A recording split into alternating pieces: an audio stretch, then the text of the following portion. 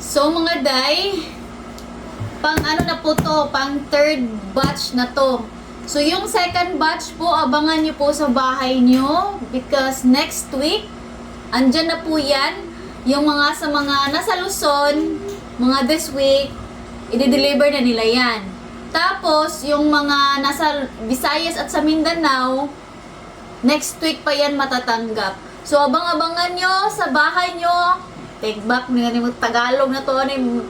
Sige, tagkakuha na itong Tagalog, day. Kaya dito mahirapan tas kalisod mag-istorya, day. Kaya Bisaya, taday. Pero mag-Tagalog, taday, para maintindihan nyo. Ay, nako. So, next week, ha? Abangan nyo yung mga nasa Luzon at siya sa Visayas. O matatanggap nyo yan next week.